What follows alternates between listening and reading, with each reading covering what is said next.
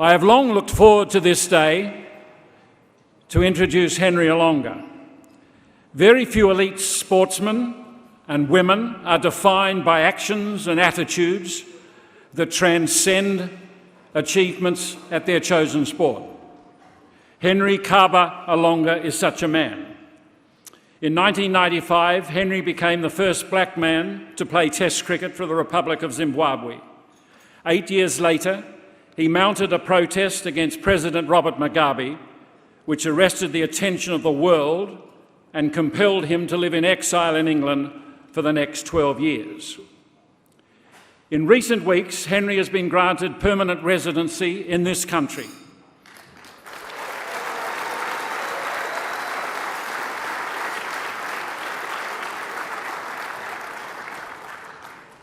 And in time, he will be eligible to seek Australian citizenship. As of 2 weeks ago, he became a resident of Adelaide, a city which has played a pivotal role in his tumultuous life. It was in Adelaide where he met his wife Tara, and of course where Dennis Lilly helped to rebuild his action after such a dramatic start to his Test career at the age of 18. Henry took 68 wickets at 38 in 30 Test matches between 1994 and 2002, and 58 wickets at 34 in 50 one-day internationals until 2003, when the Black Armband protest forced him to leave Zimbabwe for the last time. Although frustratingly inconsistent throughout his career, which he has always admitted, nevertheless he took 5 wickets in an innings, both in Test matches and one-day internationals on 2 occasions. Born in Zambia to a Kenyan father and a Zimbabwean mother, he has never been able to return to Zimbabwe, where he grew up from the age of 4. A gifted schoolboy athlete and rugby player, he also revelled in music and art in the boarding house and developed skills that were destined to serve him well when his career as an elite cricketer ended so abruptly. Certainly, we'll learn more of this tonight. Henry's autobiography is entitled Blood, Sweat and Treason, and it is dedicated, and I quote, to all the peace-loving Zimbabweans who yearn for a better life. It is a joy that he is with us tonight, his first public appearance as a permanent resident of Australia. Ladies and gentlemen, please welcome Henry Olonga.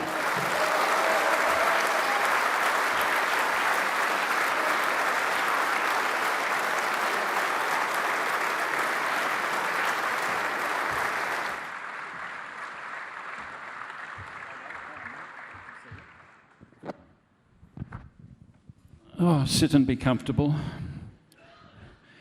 Can I ask what emotions, if any, you felt? You were here for Australia Day. What did anything sort of tick over in your mind what might be in the future?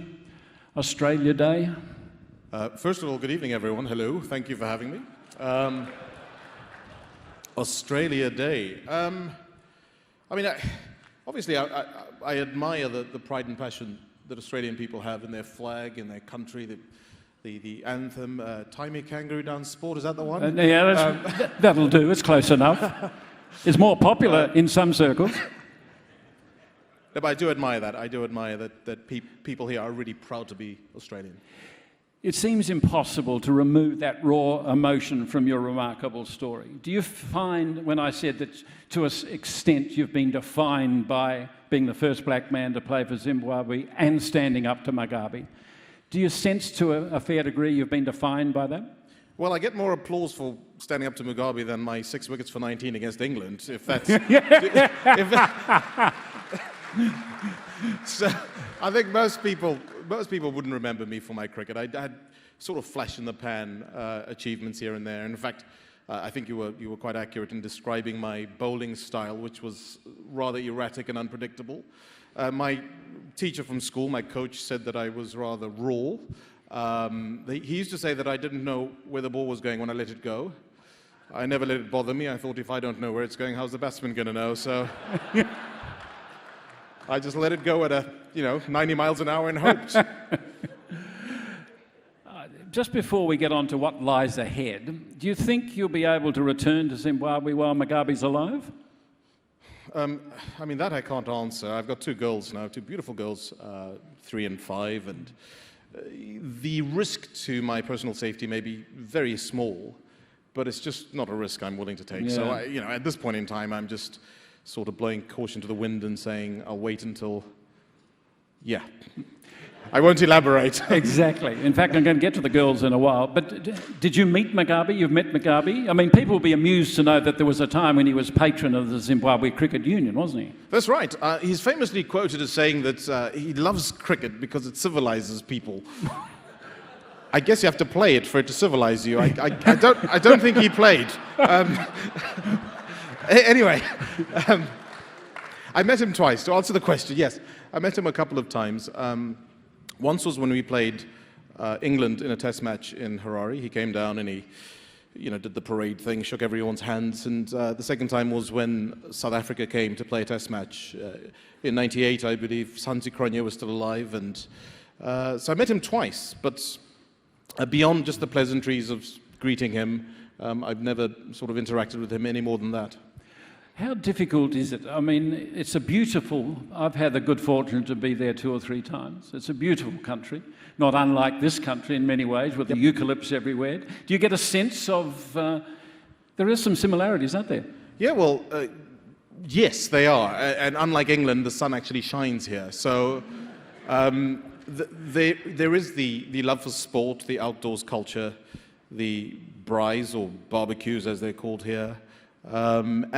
And I guess we're both colonies in a sense. Is Australia a former British colony? I think it is. Yeah. Or do they just send the convicts here? I'm not sure. Anyway, I knew that one would get me into trouble. I wasn't sure about it. I'm kidding. But yeah, there's so many similarities in the sense that the British sort of stamp is on both countries, and I reveled in that. My schooling was very British. Of course, we did chapel, we did sport, all the sports you mentioned, plus plays, acting, drama, things that I don't think other schools in Zimbabwe offered. And one of the reasons we've come back to Australia, of course, is we want our kids to enjoy that as well. Yeah. You've still got quite extensive family in Zimbabwe. My dad's still alive. My mom's alive as well. My mom's in Harare, the capital city. My dad's in Bulawayo, where he's been for the last 30-odd years. How's their health? My brother's there as well. Well, they're getting on a bit. My dad's 82. My mom's in her 60s, 70s. So I can't be more precise than that because she doesn't know when she was born. But anyway, but in any case, they're getting on well. But the wonders of technology are that you can Skype, you can call people across the world, and it's like they're there.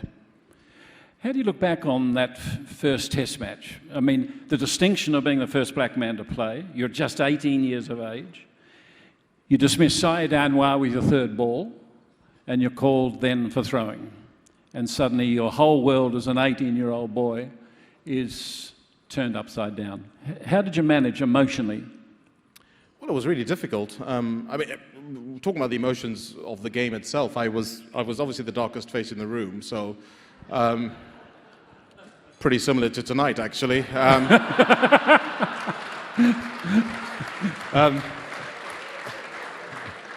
But I was ably supported by people I'd played with and against in high school. So we're talking about Heath Streak, Andy Flower, Grant Flower, names that people who followed Zimbabwe cricket in the 90s would remember. So there was I suppose the nerves associated with it, and then of course, first wickets after 3 balls. By the way, my first delivery was 4 wides down the leg, in keeping with my custom of keeping things exciting. Oh, well, you're just getting your rhythm. And then wicket off my third ball, and then of course getting called for throwing. I was told that my greatest misfortune in life was that I wasn't born in a certain subcontinent country, otherwise I wouldn't have been called at all. But anyway, I'm going to get into trouble for that one someday.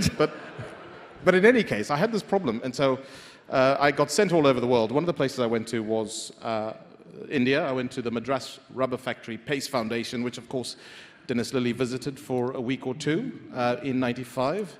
And then in '96, I came to the AIS, Australian Institute of Sport, Commonwealth Bank Cricket Academy. As it was then, in Adelaide. Which was in Adelaide at the time. That's where, of course, I met Dennis again, worked with Rod Marsh and the biomechanists team, etc. And that enabled me to fix my action. But of course, I must pay homage to the Zimbabwe Cricket Union, who still believed in me. They could have discarded me. I almost felt like walking away so early in my career. But then I remembered a comment made by a gentleman. On the morning that I was called, there was a guy called Jonathan Bordillon. Now, Jonathan Bordillon was captain of my school.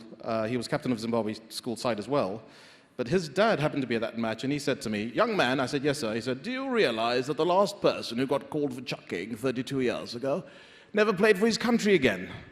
So it was just what I wanted to hear. Because I thought to myself, well, I don't want to be the next guy who got called and then never played again. So that kept me going. And then, of course, with the help of people around the world, Dennis, Joel Garner as well, in Madras in India, as it was called then, and got back on the straight and narrow, got a straight arm, and had 5 or so years after that.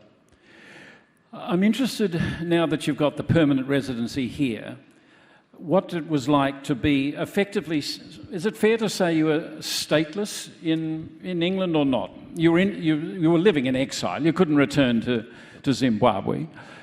So what was going through? Well, at one point my passport expired. Because I wasn't born in Zimbabwe, I got one of these 5-year passports, which of course expired after 5 years. And it meant to try and renew my passport was very difficult. Now, I was not the only Zimbabwean affected by that. It was quite a widespread thing. But in any case, I was refused a renewal without jumping through hoops and without going back to Zimbabwe to get my passport renewed. So that wasn't an option. So I effectively was stuck in England from 2006 to, well, basically the beginning of last year, when I got my British citizenship and then got my passport and then came out here in August. So to say I was stateless, maybe a misnomer, but I didn't feel I belonged to Zimbabwe. I didn't feel wanted by them. Felt there was still a lot of hostility in the country towards me for what I did, which was, if you break it down, just wearing a black armband and writing a statement. There's a lot of hostility towards me rather than the guy who's destroyed the country. But hey, it makes sense to some people. Yeah.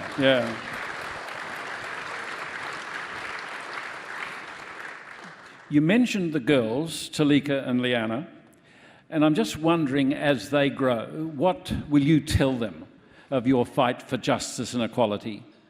Will you tell them that you are in fear of your life? What will you tell them? I'll tell them to read the book. It's probably easier. It's a good call. It's a good read, I'll give you that. I'll probably have forgotten what happened by the time they're old enough to understand. But it's important for them to understand, though, no, isn't it? of course it is. But the other day, Talika came to me. She's only 5. And she said, I was stunned by this. Obviously, Mommy's told her the story. But she came and she said, I heard that you had to leave Zimbabwe because of that man Mugabe. I was stunned because I'd never told her. And of course, it was just bizarre because she's still a kid who's still learning how to spell and count. And so to hear something like that, which had depth to it, was a surprise to me. But of course, when the time is right, I will tell her of the emotions that, came with regards to wearing the black armband. Yeah. I mean, there's such a fascinating time in the evolution of the game. And it was such a brave stand. But it's interesting that it was with Andy Flower, who, of course, was white and a very capable... Was he white? I didn't know Oh, that. wasn't he white? And a very capable player. But you weren't particularly close. I mean, we'd had some run-ins, Andy. Yeah, you had some run-ins. He wasn't my most favourite man in the side. So he came to you, didn't he? Excuse me, yes, he did. Andy'd been approached by a man called Nigel Huff, and Nigel Huff had lost his farm during the farm invasions, which kicked off, 99, 2001. I mean, they still go on to this day. I think they officially stopped a few years ago, but if you remember the period of time, it was a very tumultuous time in Zimbabwe's history. In fact, I even remember being on a tour of the West Indies and hearing about the first farmer who was killed. His name was Martin Olds, and funnily enough, he went to the school that I went to called Plumtree. Anyway, we were playing in a test match against the West Indies, heard about this farmer getting killed, and then we realized that the stakes were really high now, that Zimbabwe was effectively becoming a little lawless, because you had these thugs going onto farms and just dispossessing the owners. In any case, Nigel was affected by this, and Nigel was a good friend of Andy's, and he approached Andy and said, "You guys can't play in the World Cup and just act as if it's business as usual. You've got to show the world that what's going on here is abnormal." Andy felt he had an ally in me because I was a senior black player, and the squad we had for the World Cup of 2003 was 10 white players and 4 players of color, myself included. And he wanted me to try and get the players of color on board and try and bring them round to thinking of doing some kind of boycott. I think initially it was, let's try and go to South Africa for the opening ceremony and announce to the world we don't agree with what's happening in our country, we're not going to play. But as it turned out, with maybe a month of negotiations between myself and Andy, we felt that was too disruptive. We didn't want to get in the way of the World Cup. We didn't want to pull out. We just wanted to make a dignified protest. And it resulted, of course, in the Black Armband, which we felt was a peaceful way of protesting, and the statement which released through a journalist you might know called Jeffrey Dean. Yeah, yeah. It was I was there. It was a remarkable time. You showed enormous courage to do that. Is that something that's come from your childhood, from mum and dad, instilled in you this strength of purpose? Well, I guess there are a number of things. I mean, I'm a man of faith for a start. I do have moral conviction. I guess I was given the chance to be head boy at my school and try to be an example, role model, if you will, for the younger kids coming through. And I got the kids to learn what was called the Plumtree Ideal. And the Plumtree Ideal was written by an old boy of the school, and it was written on goat parchment. And he used to sell it at sports weekends. And it went something like this. This is what Plumtree, the school, wanted to produce. A young man with manners, of honesty and integrity, respectful of his own and others' property, respectful of his elders, and particularly those who've given of their time for his benefit, proud of himself, proud of Plumtree, and always willing to give his best, especially when the chips are down. And that, I got the whole school to learn that, and I obviously had to know it myself.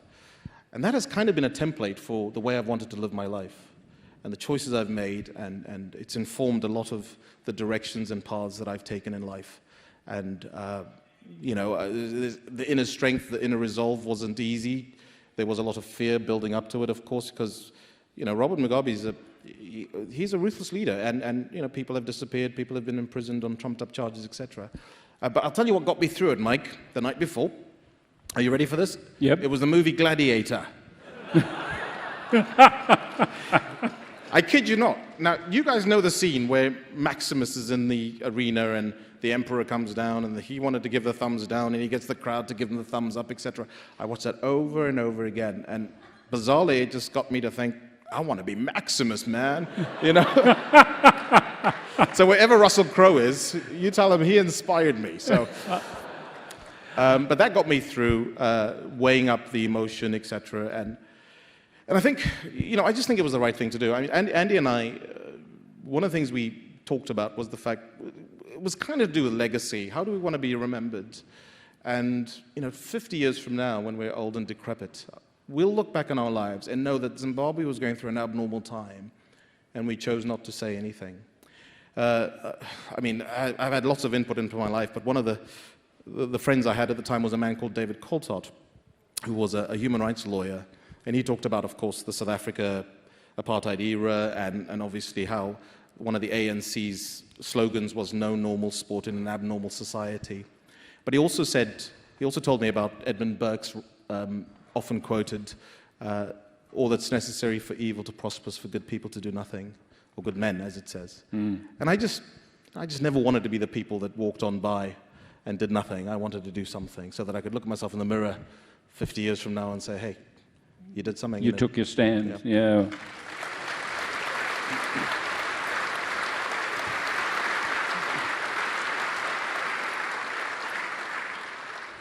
I can remember interviewing you 20 years ago as a 19-year-old boy in Nagpur in the middle of India at the World Cup.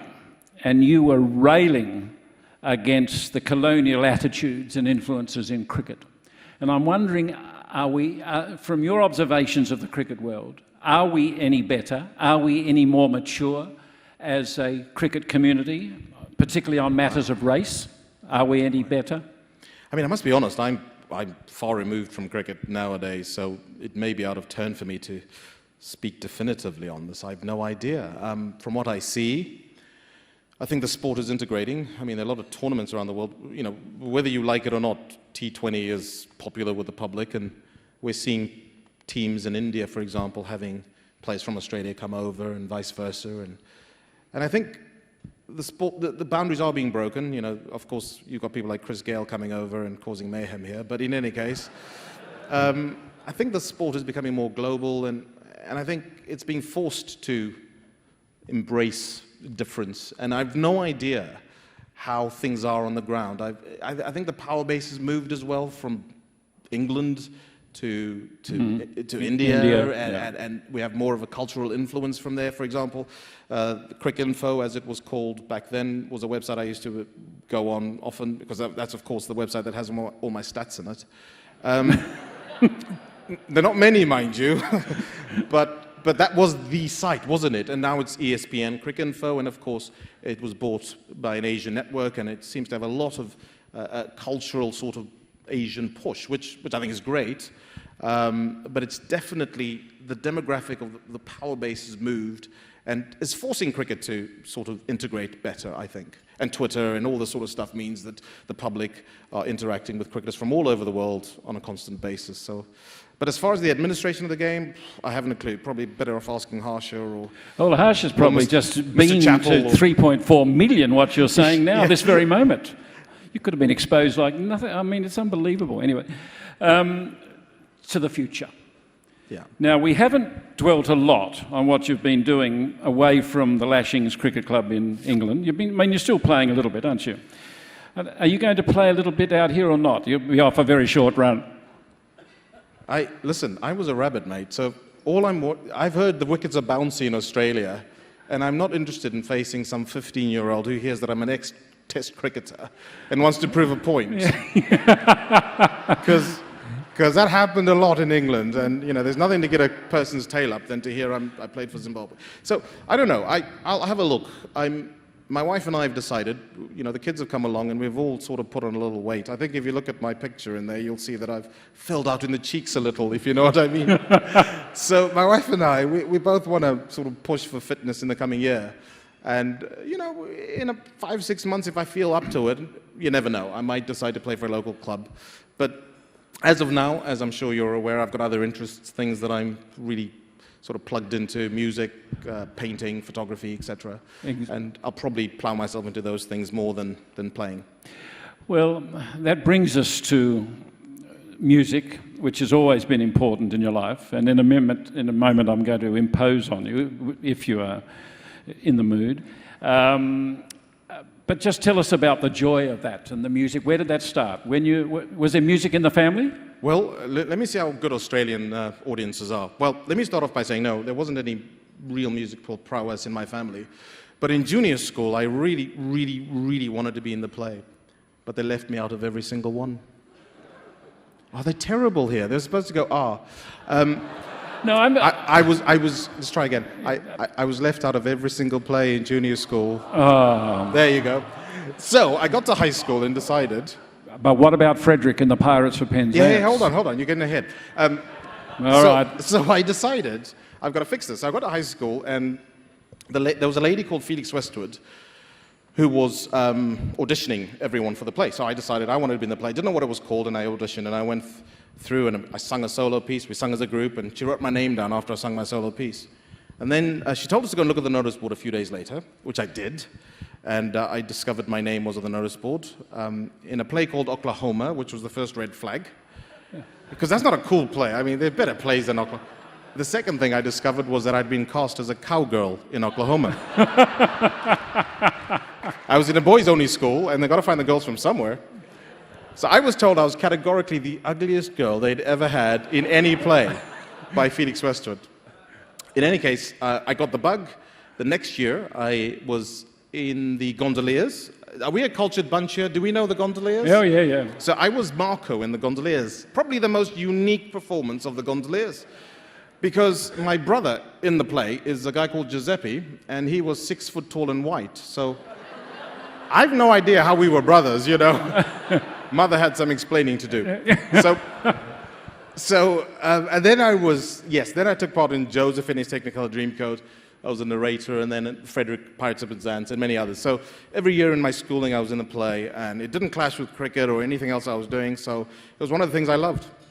And as far as giving joy to me or the audience, it's hard to separate, but I think I've got an entertainer's sort of streak through me, so I had hoped that my performance makes the audience feel something. And since you've been in England, that's given you the opportunity to develop it further. Yeah, I found myself unemployed. I had to do something, so I decided that public speaking and singing was probably up my alley, and so I've been singing for the last 12 or so years. Well, that's wonderful. Would we be too demanding if we asked you to sing tonight?